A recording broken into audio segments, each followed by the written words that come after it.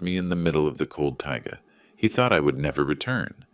But he was wrong. When he arrived home, I was waiting for him, and I wasn't alone. Son, meet my friends. Betrayal has a price. Revenge has a voice. What follows is a justice he did not expect. Before we continue, please subscribe to the channel and write in the comments what time it is where you are now. The brochures hit my desk like accusations. Glossy photographs of split-level homes with mountain views, financial projections printed on expensive paper, numbers highlighted in yellow that promised returns I knew would never materialize. James spread them across my ledger with the practiced enthusiasm of a salesman closing a deal he'd already celebrated in his mind. Dad, this is exactly what Jennifer and I need. His voice carried that rehearsed confidence I'd heard before, the franchise opportunity, the consulting venture, the online business that required just a small investment to generate passive income. The market's perfect right now, and this property will triple in value within 5 years. I just need $50,000 to secure it. $50,000? I removed my reading glasses slowly, setting them beside the calculator I'd been using before he arrived unannounced. Outside my office window, Anchorage moved through its Thursday afternoon rhythm, traffic crawling toward Eagle River, mountains shadowed against July sky. Inside, my son waited for me to become the solution to problems he'd created himself. You said something similar about that franchise opportunity 2 years ago? I kept my voice measured, professional, the tone I used with clients who couldn't balance their books. I lent you $8,000 then. That money never came back, James. Neither did the explanation you promised. His jaw tightened. The enthusiasm drained from his face like water through cheap fabric, replaced by something harder. He leaned back in the chair, arms crossing defensively across his chest. The glossy brochures suddenly seemed irrelevant between us. That was different. The franchise had unexpected costs. Everything has unexpected costs. I pulled open my desk drawer, removed the ledger I kept for personal accounts. My fingers found the page without looking. 2 years of documentation, promises recorded in my own handwriting, dates when repayment was supposed to begin. You told me 6 months. Then it became a year. Then you stopped returning calls about it entirely. James stood abruptly. His chair scraped against the floor, loud enough to make me wince. He gathered the brochures with sharp, angry movements, shoving them into the leather folder he'd carried in like a shield. You're sitting on hundreds of thousands while your son struggles. The accusation came out bitter, practiced. Jennifer works herself exhausted trying to make our house presentable. Her friends' parents help them. Real families support each other.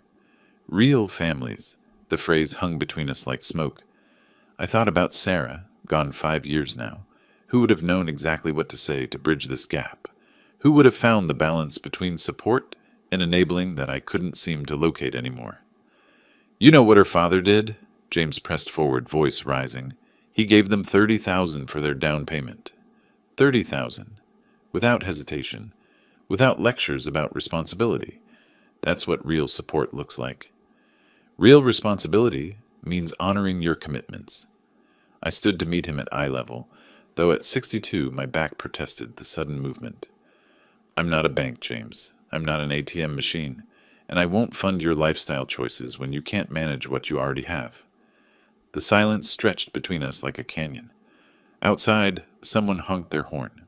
A phone rang in the outer office where my assistant had already left for the day. James stared at me with an expression I couldn't read, something beyond anger, beyond frustration. Something cold and calculated that made my stomach tighten. You're going to regret this, Dad. His voice had dropped to barely above a whisper, which somehow made it worse than shouting. You won't always be the one controlling everything. Things change. People change. He turned and walked out. The door slammed hard enough to rattle the framed CPA certificates on my wall. 30 years of professional credentials that suddenly felt meaningless. I stood there listening to his footsteps recede down the hallway, then the outer door closing, then the silence that felt heavier than any argument. I sat down slowly. My desk looked exactly as it had 15 minutes ago, calculator, ledger, client files waiting for my attention, but something fundamental had shifted. I reached for the photograph I kept beside my computer monitor. A camping trip from when James was 16. Father and son standing on a ridge near Denali, mountains stretching behind us, both of us grinning at the camera Sarah had held. James's smile in that photograph was genuine, uncomplicated by money or resentment or whatever had turned him into the man who just threatened me in my own office. I studied that younger face for a long time, trying to find where I'd lost him. Things change. People change. His words circled my thoughts like vultures. The drive home felt longer than usual.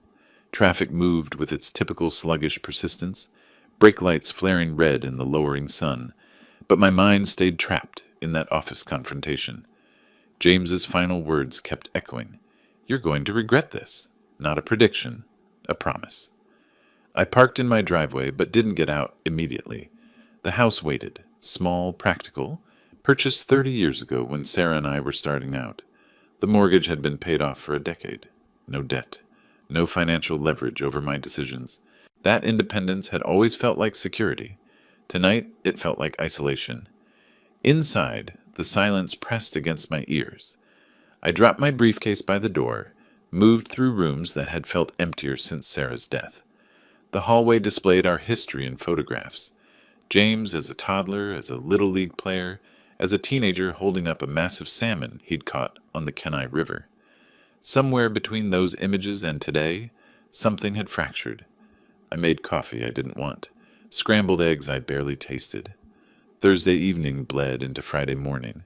Work provided structure, clients who needed tax advice, businesses requiring quarterly reviews. But I found myself checking my phone repeatedly, half expecting James to call with more accusations. The screen stayed dark. Friday evening, I went to the garage. My camping equipment hung on pegboard hooks, organized with the same precision I applied to accounting. I tested my water filter, checked my GPS unit, reviewed maps of Alaska's backcountry. These were habits from younger years, when Sarah and I would disappear into wilderness every summer. When James would beg to come along, eager to learn fire starting and navigation and which berries were safe to eat. Maybe I was too rigid. The thought arrived uninvited while I inspected my first aid kit. Maybe Jennifer really did push him to ask, and he felt cornered between his wife's expectations and his father's judgment. But $8,000, still unpaid after 2 years of promises, that wasn't about being strict. That was about pattern, about character. Saturday passed in a blur of yard work and grocery shopping and trying not to think about my son's cold stare. Sunday arrived with the weight of unfinished business. I prepared a simple dinner, chicken breast, steamed broccoli, the bachelor meals that had become routine. The knife was moving through a bell pepper when my phone rang. James's name appeared on the caller ID. My stomach tightened. I set down the knife, wiped my hands on a towel, let it ring twice more before answering. "Dad." His voice sounded completely different, warm, almost vulnerable. "I've been thinking all weekend." I was out of line Thursday, way out of line. I said nothing, waiting. I let Jennifer's pressure get to me, let my own frustration control my words. "I'm sorry. I want to make this right." The apology landed like something fragile between us. I leaned against the counter, phone pressed to my ear, trying to reconcile this tone with Thursday's threats. "Remember those camping trips we took near Denali when I was 15? James continued. "Those were the best times, Dad. Just you and me, no distractions. What if we did that again? A week, just us, reconnecting. I need that. I think we both do." Denali, the word triggered memories, ridgelines and caribou migrations, and teaching James to read topographical maps by firelight, before money became the language between us, before Jennifer in debt and disappointed expectations. "Denali's a long drive, James, 5 hours each way." I kept my voice cautious, testing the sincerity I wanted to believe. "The Chugach Mountains are an hour away, good trails, good camping. Why go so far?" "Because Denali meant something, Dad." His response came quick, earnest. "That's where we were closest. That's where I need us to be again." I stood in my kitchen, staring at the half-prepared dinner, the phone warm against my ear. Part of me heard warning bells. Part of me remembered that photograph on my desk, the genuine smile, the uncomplicated joy. Part of me was just tired of being alone. "When were you thinking?" "Mid-July. Gives us time to prepare, coordinate schedules. 10 days from now? 10 days. Enough time to clear my calendar, check equipment, talk myself out of suspicion. Enough time to choose hope over cynicism. All right, I heard myself say. Let's do it. After we hung up, I stood holding the silent phone, staring at it with mixed emotions warring inside my chest. James sounded genuine. The apology felt real, but something underneath nagged at me, some instinct I couldn't name. I looked at the bell pepper on my cutting board, half-sliced and waiting. Then I looked at my phone again. Maybe sons deserved second chances. Maybe fathers who refused second chances weren't fathers anymore. I wanted to believe that. I chose to believe that. I set down the phone and returned to making dinner, allowing myself something I hadn't felt in 3 days. A small, cautious smile at the possibility of reconciliation. Monday morning arrived with overcast skies and the promise of rain that wouldn't materialize. I drove to the coffee shop James had suggested, a place downtown with exposed brick and industrial lighting, the kind of establishment that served lattes with foam art. He was already there when I arrived, seated at a corner table with trail maps spread out like battle plans. "Dad," he stood, smile, gestured to the chair across from him. "Got you black coffee. No sugar, right?" The gesture felt calculated, but I accepted it anyway.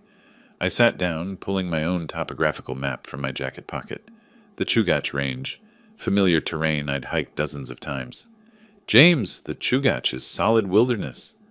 I unfolded my map, smoothing it across the table. "Eagle River Valley has everything we need. Streams, wildlife, privacy. We could leave Friday morning, be camping by lunch. Why drive 5 hours when we have good terrain an hour away?" He leaned forward. His hands came together, fingers interlaced, elbows resting on the table. The body language of earnest confession. "Dad, it's not about convenience." His voice carried weight I wanted to believe was genuine. "Denali is where you taught me to really see Alaska. Remember that ridge where we watched the caribou migration? That's where I felt closest to you. That's what I need now. That's what we need." The Caribou Ridge. I remembered it. James, at 15, binoculars pressed to his face, counting animals as they flowed across the valley, like a river of brown and white. He'd been so focused, so present, before phones and debt and Jennifer's expensive expectations. I studied his face, looking for deception, finding only what appeared to be vulnerability. "Here's what makes sense. We take my truck." James pushed my Chugach map aside, spreading his Denali maps in its place. It's newer, better clearance, more reliable, and my camping gear's all upgraded. Modern tent, water filtration system, emergency supplies. Why duplicate everything when mine covers us both? The logic seemed sound, practical even, but something underneath bothered me, not enough to voice, just enough to notice. "Your equipment's reliable?" I kept my tone neutral. "You've tested the water filter, the stove. We'll be remote, James. The areas near Denali aren't like state parks. Cell coverage disappears. We need functional gear." "Dad, trust me, huh?" He maintained eye contact, unwavering. "I've used this setup a dozen times. Everything works perfectly." "Trust me." 2 words that shouldn't require saying. We spent another hour discussing routes, supplies, timeline. Mid-July departure. 10 days away. Enough time to clear my client schedule, prepare properly. James took notes in a leather-bound planner, listing items with organizational precision I hadn't seen from him before. Maybe he was changing. Maybe responsibility was finally taking root. The following days passed in routine rhythm, clients needing tax advice, quarterly reports requiring attention, the steady pulse of work that gave structure to solitary life. But evenings found me in the garage, reviewing skills I hadn't used in years. I practiced starting fires with flint and steel, my hands remembering movements before my mind did. I pulled field guides from shelves, reviewing edible plant identification, fiddlehead ferns, fireweed shoots, the distinctive leaves of wild celery. James sent texts, packing lists, recommendations. "Keep it light, Dad. Minimal redundancy. We don't want to haul unnecessary weight 2 miles to camp." I stood in my garage the night before departure, holding my GPS tracker. The device fit comfortably in my palm, familiar weight, proven reliability. My thumb hovered over the power button. I could turn it on, slip it into my pack, have navigation backup regardless of James's assurances, but that would be choosing suspicion over trust, cynicism over hope. I placed it back on the shelf. My satellite phone sat beside it, bulky, outdated, but functional. Emergency communication that had saved me once when Sarah twisted her ankle 3 days into a Kenai Peninsula hike. I reached for it, hesitated, withdrew my hand. James said his gear covered us both. Sons trying to reconcile with fathers shouldn't face automatic doubt. I packed what he'd specified. Lightweight clothing, minimal toiletries, basic first aid supplies.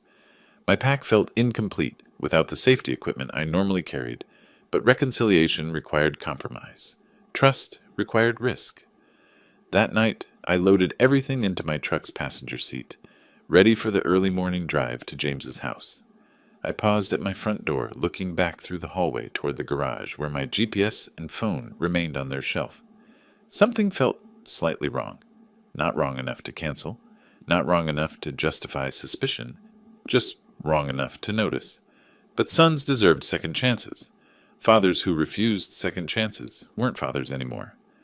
I locked the door and went to bed, setting my alarm for 5:30. Tomorrow, Denali. Tomorrow, reconciliation. Tomorrow, I'd learn what my son had really planned. Dawn came cold and clear. I arrived at James's house just after 6, the sun barely clearing the Chugach Peaks behind Anchorage. His Ford F-150 sat in the driveway, newer model, dark blue paint reflecting morning light. He emerged from his garage carrying 2 large packs and a cooler, his movements efficient and practiced. Perfect timing! He loaded gear into the truck bed with quick precision. We'll miss the worst traffic heading north. I transferred my pack from my truck to his. The bed contained more equipment than I had expected. Tent, cooking supplies, what looked like a comprehensive emergency kit. Maybe my concerns about his preparedness had been unfounded. The George Parks Highway unrolled before us, stretching north toward mountains that grew larger with each mile. James drove with relaxed confidence, one hand on the wheel, the other occasionally gesturing as he talked about work. The development company landed this massive contract last month, luxury condos overlooking the inlet. His enthusiasm seemed genuine, unforced. My commission structure means if I close 3 units, I'm looking at serious money. Real money, Dad. The kind that changes things. I noted the emphasis on money but let it pass. He wasn't asking for anything, just sharing. That was progress. We stopped for breakfast in Wasilla at a diner with red vinyl booths and waitresses who called everyone Hon. James ordered the lumberjack special, ate with appetite while discussing the condo project's architectural features. No mention of Thursday's confrontation. No reference to the $50,000 he'd demanded.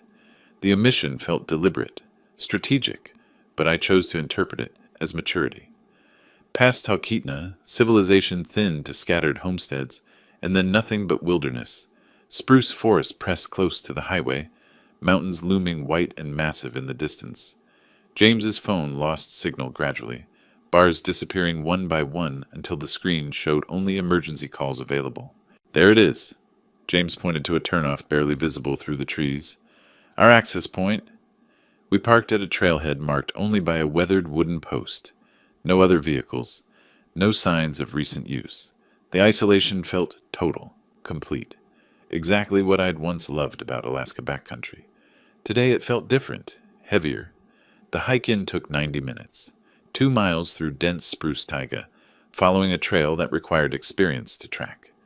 James navigated confidently, checking his phone's GPS while signal ghost images still functioned. We emerged at a clearing beside a stream that ran clear and cold over rounded stones. This is perfect. I dropped my pack, surveying the site. Level ground, water access, natural windbreak from surrounding trees. Same basic area we camped when you were 15. Same area, James confirmed. Different spot. That old site's overgrown now. We set up camp with coordinated efficiency. I drove tent stakes while he strung the bear bag line between 2 sturdy spruce. The movements felt comfortable, familiar, like muscle memory from decades of outdoor experience finally finding common ground again. That first evening passed almost peacefully. We cooked over the campfire, freeze-dried meals reconstituted with stream water, James filtered through his modern pump system. He told stories about difficult clients at the development company, Jennifer's book club drama, ordinary life details that felt like bridges being rebuilt. This was a good idea, James. The words came easier than I'd expected. Being out here, away from everything, it reminds me why Alaska matters. Why this kind of quiet matters. I'm glad we came. Me too, Dad. He poked the fire with a long stick, sending sparks spiraling into darkness. I forgot how much I needed this. Needed us. The second day, we hiked deeper into the taiga. Ridge lines opened spectacular views, mountain ranges stretching to horizons, valleys carved by ancient glaciers, the scope of wilderness that made human concerns feel appropriately small. James photographed everything with his phone, still catching occasional signal bars at higher elevations. I identified edible plants by habit, young fireweed shoots, cow parsnip stems, skills returning automatically. But that evening the mask slipped. We'd finished dinner, settled beside the fire as darkness closed in. James had been quiet during the meal, his earlier enthusiasm fading into something harder. Then he spoke, voice carrying edge I recognized from Thursday's office confrontation. You know what Jennifer said last week? He didn't look at me, just stared into flames. She said her father gave them $30,000 for their down payment. $30,000. Without hesitation. That's what real support looks like. That's what family does. The temperature between us dropped like a stone through ice. Jennifer's father also isn't still waiting for $8,000 his son borrowed and never repaid. I kept my voice level, controlled. Real support isn't throwing money at people who won't take responsibility. I taught you better than this, James. Or I tried to. He stopped mid-breath, went completely still. Then he stood abruptly, his face shadowed and unreadable in the firelight. He stared at me, not with anger exactly, but with something cold and calculated that made my stomach tighten. Yeah. His voice came flat, distant. You tried. Long pause, fire crackling, wind moving through spruce branches overhead. I'm tired. We'll talk in the morning. He walked to his tent without looking back, zipper closing with sharp finality. I sat alone beside the dying fire, watching sparks rise toward stars barely visible through cloud cover, moving in from the west. The reconciliation was a facade. I understood that now, but I didn't yet understand what it meant. I should have. When I woke the next morning, something was wrong. The silence wasn't peaceful, it was empty. James should have been up already, rebuilding the fire, boiling water for coffee. The absence of sound felt deliberate. I unzipped my tent slowly. Dawn light filtered through spruce branches at an angle that told me it was later than usual, past 7, maybe closer to 8. I stepped out barefoot onto cold ground that made me wince. James's tent was gone, not collapsed, not packed carelessly, gone completely, as if it had never existed. Only flattened grass remained where it had stood 20 feet from mine.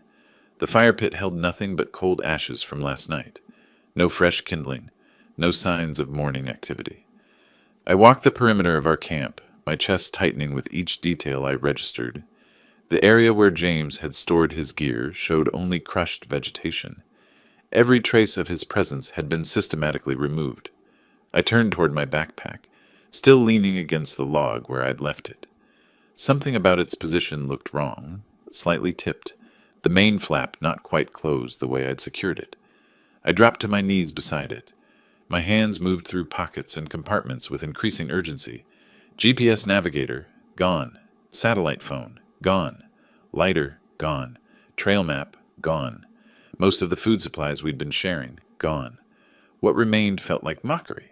My sleeping bag, 2 protein bars, a half-liter water bottle, the small knife I'd brought, basic toiletries, including a tiny sewing kit. On a flat rock beside the cold fire pit sat a folded piece of paper, weighted down by a stone. My hands trembled as I picked it up. The handwriting was James's, neat, unhurried, the script of someone who'd taken his time composing his message. I read it aloud to the empty forest, my voice flat with shock. You always said the taiga teaches survival. Time to remember those lessons. Maybe then you'll understand what's more important, money or family. If you return, we'll talk differently. James. If I return, I read it again, then a third time, the patronizing tone, the self-justification. the conditional phrasing that acknowledged I might not survive. He planned this. Every smile during the drive north, every warm story by the campfire, even last night's argument, testing me one final time. When I refused again, when I wouldn't give him what he demanded, he made his choice. My son chose to leave me here to die, over $50,000. I crumpled the note in my fist, rage flooding through me so intensely that black spots danced at the edges of my vision. Then I forced myself to smooth it out, fold it carefully, place it in my pocket. Evidence, even if only for myself.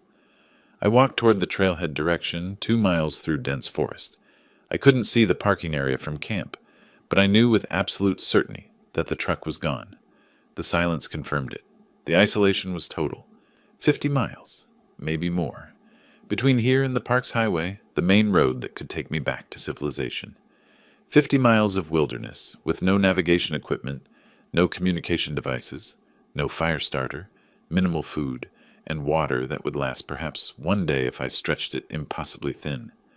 The temperature would drop to 40 degrees tonight, lower in another week.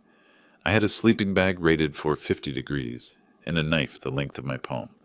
I walked back to camp and forced myself to sit on a log, controlled my breathing. Shock wouldn't save me.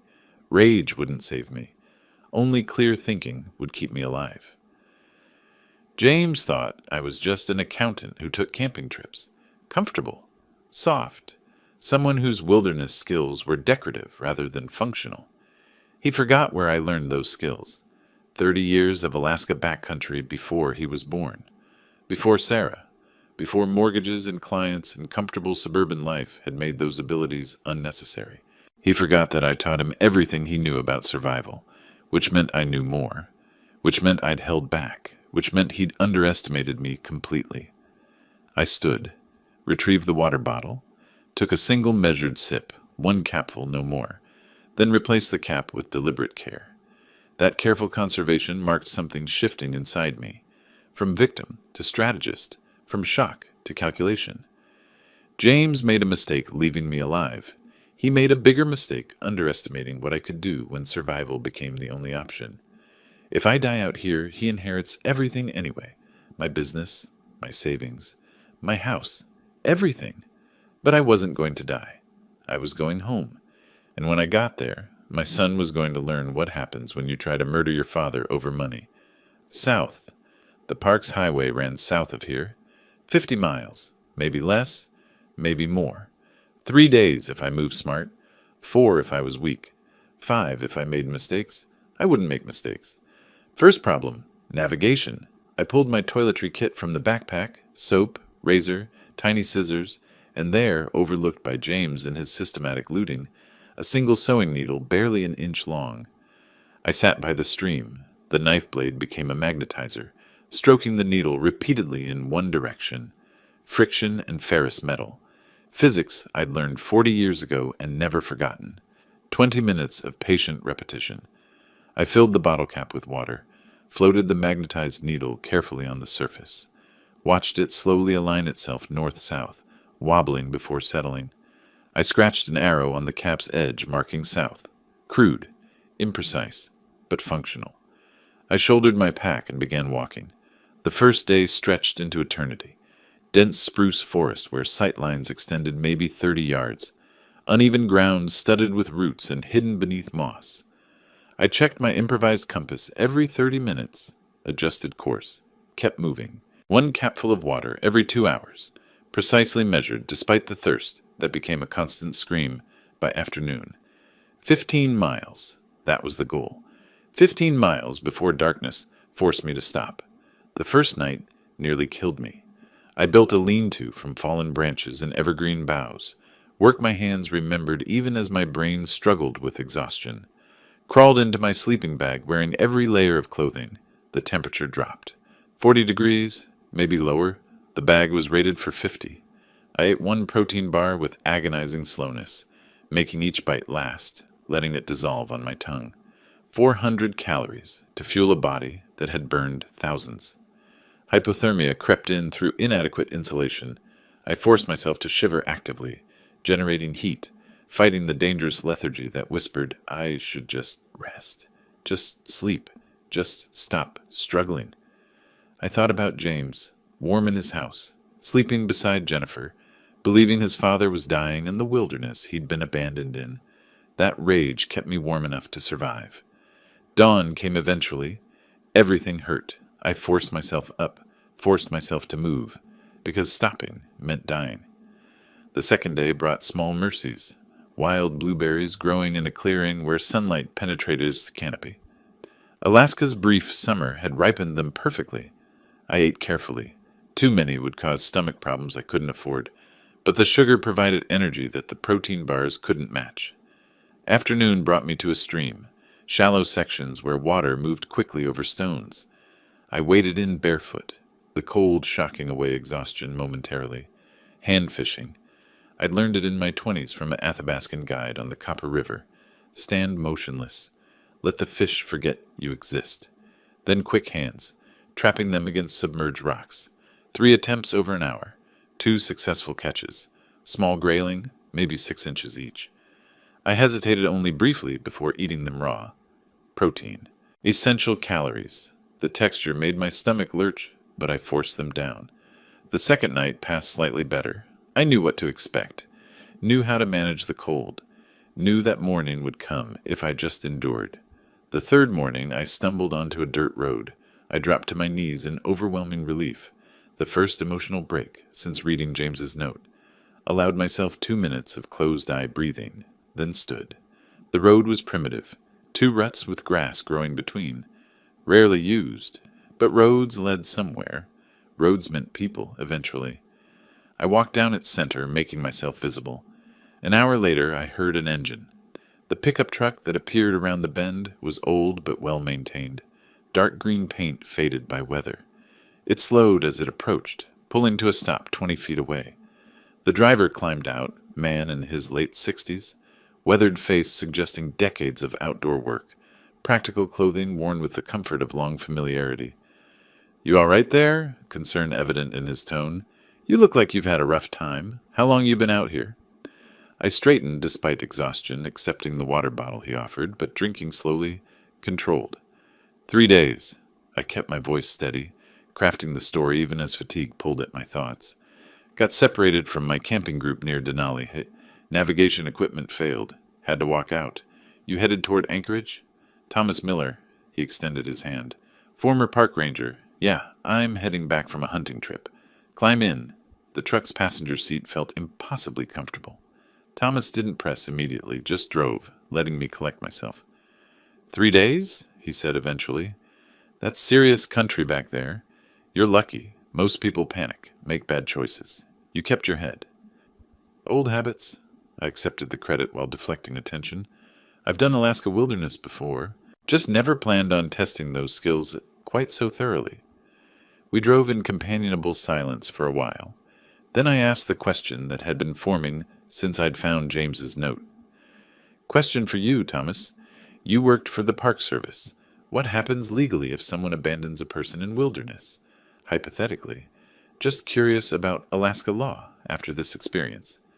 He glanced at me, reading between lines with the skill of someone who'd spent decades dealing with tourists and their half-told stories. "Depends on intent. Accidental separation? Nothing. Deliberate endangerment." He paused. "That's Alaska statute, 1141-130. Reckless endangerment. Hard to prove, though. You'd need evidence of intent." I had evidence. A note in my pocket, written in my son's handwriting. The 5-hour drive gave me time to think, to plan, to understand what came next. James thought I died out there. Thought he was inheriting everything. My business, my savings, my house. Thought he'd won. He didn't know I was alive. Didn't know I was coming home.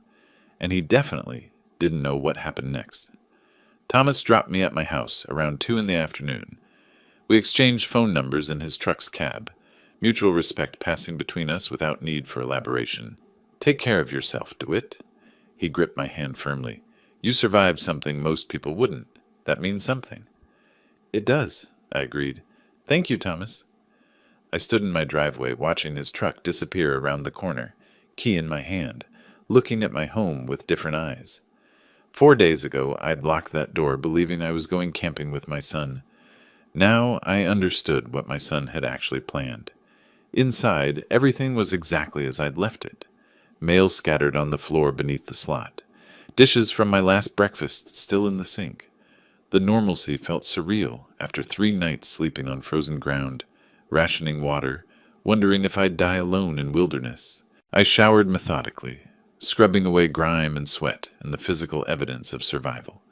Changed into clean clothes, khakis, button-down shirt, the uniform of accountants and businessmen. Looking in the mirror, I saw someone who appeared unchanged, but my eyes were harder than they'd been 4 days ago. The Anchorage Police Department occupied a municipal building downtown, concrete and glass, and the institutional architecture of bureaucracy. I entered through the main doors at 3 o'clock, approached the desk sergeant, stated my business calmly. I need to file an incident report. Wilderness emergency. Resolved. Officer Craig Anderson met me in a standard interview room. Table, chairs, recording equipment on the wall. Mid-40s. Experienced enough to read between lines. Professional enough to let me tell it my way. Mr. Gibson, he opened a notepad. You said wilderness incident. 4 days ago I went camping near Denali with my son James. We became separated. My navigation equipment failed. I walked out. 50 miles over 3 days. I'm reporting it now for documentation purposes. I slid James's note across the table without dramatic presentation. Anderson read it slowly, his expression not changing, but something shifting behind his eyes. Mr. Gibson, I'm documenting this as a wilderness incident with safe resolution. But this note, if you return, that phrasing suggests your son expected you might not survive. Are you certain you don't want to pursue charges? I'm certain. My voice stayed level, controlled. I'm reporting facts. What happens next is my decision. He filed the report, gave me an incident number and a copy of the documentation. I folded the papers carefully, placed them in my pocket beside the note I'd carried out of the wilderness. From the parking lot, I called Robert Palmer. We'd known each other professionally for years. I'd handled tax work for some of his estate planning clients. He'd referred business disputes my way. His secretary initially resisted the urgency. Mr. Palmer has appointments until 6? Tell him it's DeWitt Gibson, and it's urgent. Tonight, if possible. Robert came on the line 30 seconds later. DeWitt? What's wrong? I need legal advice. Estate planning, trust work. Can you meet this evening? Something in my voice convinced him. 7 o'clock, my office. Palmer and Associates occupied the 5th floor of a downtown building on 4th Avenue. I took the elevator up at 6:55, entered the reception area, followed Robert into his conference room. He'd set up recording equipment, standard practice for client consultations, and had a legal pad ready. I sat down heavily, allowing exhaustion to show for the first time since Thomas had dropped me off. 4 days ago, my son drove me into remote Denali wilderness, took my navigation equipment, communication devices, and supplies while I slept, and left this note. I placed it on the table between us. He abandoned me 50 miles from the nearest road. I walked out. Robert read the note, read it again, looked up at me with shock replacing his usual professional composure. DeWitt, this is serious. This language, time to remember those lessons, if you return, shows premeditation and acknowledgement of danger. Combined with taking your equipment, this is Alaska Statute 1141.30, reckless endangerment, possibly attempted murder if we can prove intent. How long would prison be? I kept my voice flat. 5 years? 7? Then he's out. He's young. He rebuilds his life. Probably 6 to 8 years for reckless endangerment with aggravating factors. No, I interrupted him. I want something permanent. I want him to live with what he did every single day. I want to create an irrevocable trust. Every asset I own goes to charity when I die. He gets nothing. Ever. Robert set down his pen carefully. An irrevocable trust is exactly that. Irrevocable. Once established, you can't change the beneficiaries. Even if you reconcile with James later. Even if circumstances change. You'd be permanently disinheriting your only child. Good. I met his eyes without hesitation. That's exactly what I want. How soon can you draft it? He studied me for a long moment. Lawyer's assessment searching for doubt or instability. He found neither. I can start tomorrow. But DeWitt, what exactly do you have in mind? I leaned forward, pulling a small notebook from my pocket. I'd bought it between the police station and here, and began explaining. 2 parts to this, I said, opening the notebook to show calculations I'd already started. First, the trust. Every asset, my business, my savings, my house, everything goes into an irrevocable trust. Beneficiaries are Alaska charities, environmental groups, wildlife conservation, wilderness preservation. The same wilderness he tried to weaponize against me. Robert was taking notes, his legal training overriding his shock. Total asset value? Business appraised around $400,000, savings $850,000, house equity roughly $150. Call it $1.4 million. Numbers I knew precisely. Accountant's habit. Substantial corpus. And the second part? I want him to know. While I'm alive, I want to see his face when he realizes what he lost. I tapped the notebook. I'm planning a dinner. Witnesses present. You as legal authority. Officer Anderson from the police as law enforcement. Thomas Miller, who rescued me, as third-party verification. I present the note publicly, explain what happened, and announce the trust. He confronts the consequences before credible people. No room for denial. Robert frowned. I understand the appeal, but confronting him publicly is risky. He could become violent, could claim you're mentally unfit, could create legal complications. Are you certain this dinner approach is wise? He left me to die and went home to wait for inheritance news. He needs to understand he failed. Completely. The next morning, Robert started drafting. I spent the day gathering documentation, corporate papers for Gibson and Associates, bank statements, property deeds, decades of organized records filed in my home office. Everything I'd accumulated across 30 years of careful financial management, now being consolidated for one purpose. The business valuation took a week. A professional appraiser visited my office, reviewed client lists, examined revenue streams, interviewed me about succession planning. The irony wasn't lost on me, discussing succession while actively ensuring my son wouldn't succeed to anything. Your firm has excellent reputation, the appraiser noted. Clean books, loyal client base, that stability adds significant value. I've worked hard for that stability, I said. The appraisal came back at $385,000. Combined with savings and property, Robert's calculations confirmed approximately $1.4 million total. That's substantial generational wealth James is losing, Robert said when we reviewed the numbers. He made his choice in Denali. I'm making mine now. Evenings I researched beneficiaries. Alaska Wildlife Conservation Fund, protecting habitat, managing populations, educating about coexistence. Denali Wilderness Preservation Society, maintaining trails, supporting park rangers, fighting development encroachment. Organizations that represented everything James had tried to corrupt into a murder weapon. These charities will benefit from his greed, I explained to Robert.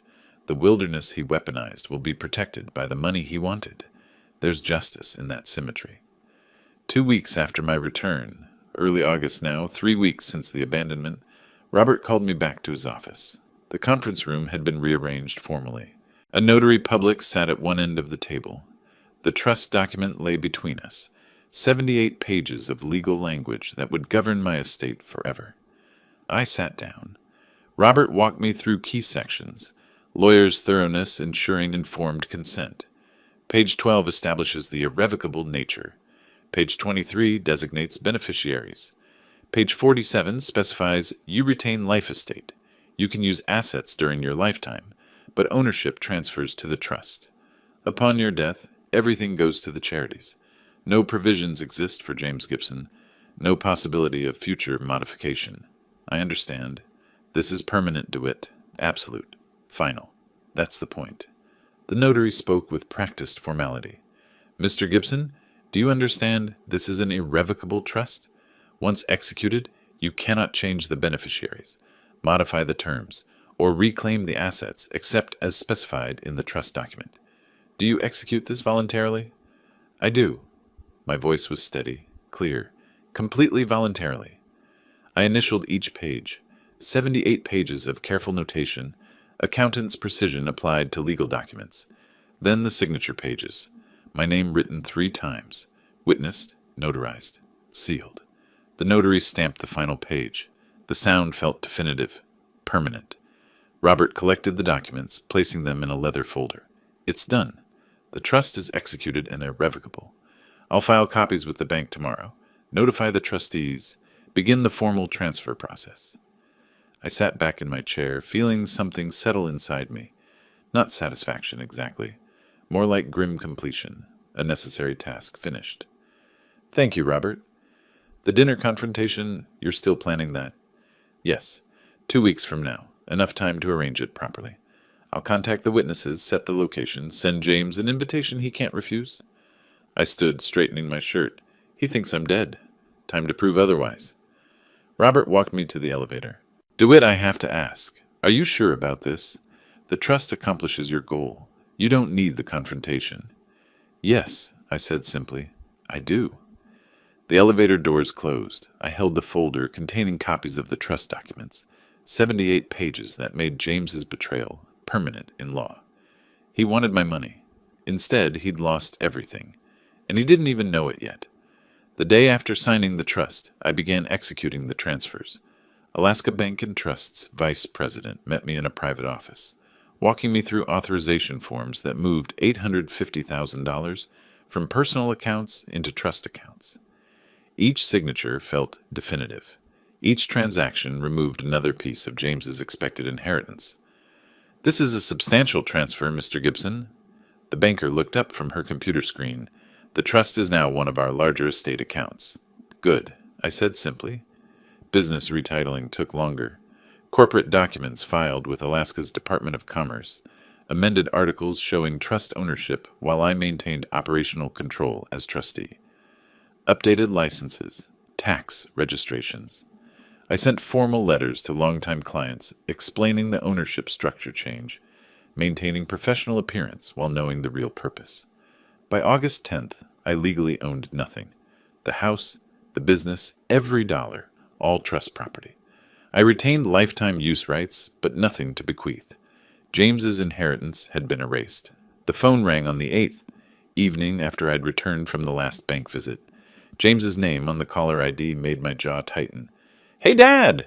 His voice carried forced brightness that set my teeth on edge. I've been thinking about you. That camping trip was great, wasn't it? You made it home okay? I tried calling a few days ago, but no answer. Everything good? The artificial cheer barely masked nervous guilt underneath. Yes. One word, flat and cold. I'm home. Oh, good, that's... Good. Confusion crept into his voice. We should get together soon. Yes, we should. I hung up mid-sentence, sat at my kitchen table staring at the phone, imagining his expression on the other end, the uncertainty, the growing anxiety. He called again 4 days later. August 12th, afternoon. Dad, it's me again. Look, you sounded strange last time we talked. Is something wrong? Did something happen on the trip? I'm worried about you. Nothing's wrong, James. I kept my voice controlled ice. We'll talk soon about several things. What things? Dad, you're worrying me now. Soon. I hung up before he could respond. Let him wonder. Let him worry. The next evening, August 13th, I made the call I'd been planning. Stood in my home office looking at the family photograph on the wall. That camping trip when James was 16. Both of us smiling at Sarah behind the camera. Before money corrupted everything. James, I want you and Jennifer to come to dinner Thursday evening, August 15th, 7 o'clock. We need to have a serious conversation about family matters, financial arrangements, the future. His eagerness came through immediately. Of course, Dad, of course. We'll be there. This is good. I'm glad you're ready to talk about this stuff. Will it just be the three of us? He thought I was surrendering, thought the wilderness had broken me, taught me his lesson about priorities, thought I'd invite him over to hand him money. No, I let the word hang. There will be others present, people who should hear what I have to say. Others? What do you mean? Who? Thursday, 7 o'clock. Don't be late. I hung up, allowing myself a cold smile. I called Robert next. The dinner's set for Thursday. You'll be there? I'll be there. A pause. You're certain about this approach? Public confrontation is irreversible. You can't take it back once done. That's the point, Robert. He tried to make my death irreversible. I'm making his consequences irreversible. I want you there to confirm the trust's legitimacy. He needs to hear from a lawyer that it's permanent. Officer Anderson agreed when I called. Thomas Miller said he'd be honored to attend. Thursday arrived. August 14th evening, I stood in my dining room arranging chairs, 6 places around the table. 3 on one side for family, though I no longer considered James family. 3 on the other for witnesses. I set out plates and silverware with accountant's precision, placed the manila folder at my seat, James's note, the police report, trust documents arranged in order. The stage was prepared. Tomorrow night, James would walk into this room expecting victory. Instead, he'd discover what losing everything really meant. 6:45. I did one final check. Documents arranged on the side table. Robert, Officer Anderson, and Thomas stood in my living room, understanding their roles as witnesses to justice. "He'll arrive thinking I've surrendered," I told them quietly, "that I'm giving him money. Let him keep thinking that until I'm ready." At 7:05, headlights swept across my front window. A car door slammed. Footsteps on the walkway. I opened the door before James could knock. "James, Jennifer, come in. I want you to meet some friends." James entered confidently, Jennifer close behind, both dressed well for what they expected would be pleasant family dinner. Their steps faltered when they saw 3 men standing in my living room. "Friends," James's forced smile didn't reach his eyes.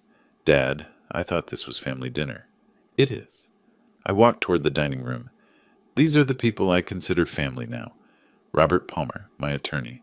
Officer Craig Anderson, Anchorage Police. Thomas Miller, who saved my life when you left me to die." James's face drained of color. Jennifer clutched his arm, confused. I gestured to the dining room. "Shall we sit?" The seating was deliberate. James and Jennifer on one side, the 3 witnesses facing them, me at the head of the table between them. I retrieved the manila folder, opened it methodically, removed James's note, unfolded it, smoothed it flat on the table where everyone could see. "Your words, James." My voice stayed steady, accountant's tone presenting facts. "Dad, you always said the taiga teaches survival. Time to remember those lessons. Maybe then you'll understand what's more important, money or family. If you return, we'll talk differently." I looked up, met his eyes. "If I return. You acknowledged I might not survive. You left me 50 miles from the nearest road with no navigation, no communication, minimal food and water, in wilderness where nighttime temperatures drop to 40 degrees. Dad, it wasn't... You're making it sound worse than it was?" James's voice shook. "It was supposed to be a lesson. Character building, like you always talked about. I knew you'd make it out. You're experienced. I left you enough supplies. You left me enough to watch myself die slowly." The words came out ice cold. "You took my GPS, my satellite phone, my map, my fire starter, everything that meant survival. You wanted me dead." Jennifer's hand covered her mouth, horror dawning on her face as she looked at James. She hadn't known, not the full extent. I produced the trust documents, slid them across the table. "Here's what I learned about what's important, James. This is a notarized, irrevocable trust document. Every asset I own, my business valued at $385,000, my savings of $850,000, my house worth $180,000, total corpus $1.4 million, is now permanently held in trust." I watched his face as understanding began to penetrate. Beneficiaries: Alaska Wildlife Conservation Fund and Denali Wilderness Preservation Society. Upon my death, these organizations receive everything. You receive nothing. Ever. "You can't..." James started to stand, hands gripping the table. "I can verify," Robert interjected professionally. "This trust cannot be modified, revoked, or challenged. It's legally permanent." James sank back into his chair. His hands were shaking. Jennifer had started crying. I stood, pushing back from the table. "You asked me what's more important, money or family. I've learned the answer. The wilderness you tried to make my grave will benefit from your greed. The money you tried to inherit through my death will protect the place you weaponized." I walked to the front door, opened it. "And the family I thought I had. That was an illusion. I have no son. I have no family. But I do have friends. People who helped me survive what you did. People who witnessed justice tonight." I stood beside the open door. Now leave my house." James and Jennifer rose like automatons. He looked shattered, face pale, movements mechanical. She supported him physically, though her expression suggested she was mentally distancing herself from the man she'd married. They walked out into the night. I closed the door firmly, locked it. When I returned to the dining room, Anderson spoke first. "Mr. Gibson, with this evidence and these witnesses, we could pursue charges. Reckless endangerment, under Alaska statute. 114130, possibly attempted murder." I shook my head. Prison would be temporary. 5 years, 7, then he's out and rebuilds. This is permanent. Every day for the rest of his life, he'll know he tried to kill his father for money and lost everything instead. That's worse than any prison sentence. Thomas raised his coffee cup in a quiet toast. To survival and justice. Robert and Anderson joined him. So did I. Not triumph, not celebration, just cold recognition that justice had been served. James had tried to write my ending. Instead, I'd written his. The wilderness hadn't killed me. His greed had killed any possibility of redemption. I sat with the 3 men who'd helped me survive and watched as evening deepened into night, feeling nothing but the quiet satisfaction of consequences finally meeting actions. If you like this story, please like this video, subscribe to the channel, and share your impressions of this story in the comments. To listen to the next story, click on the box on the left. Thank you for watching.